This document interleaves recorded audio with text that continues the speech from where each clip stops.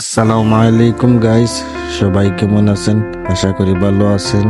তো আপনাদেরকে একটু দেখানোর চেষ্টা, আমি বাড়িতে কিছু কাজ কাম করাইতেছি। আপনাদের যাদের ঘরে বৃষ্টি পড়ে, বৃষ্টির পানি ঢুকে যায়, তারা জলদি জলদি কাজ কাম করে নেন, কারণ নয়তো আমার মতন ভিতরে বৃষ্টি পড়বে, রুমের ভিতরে, ঘরের ভিতরে।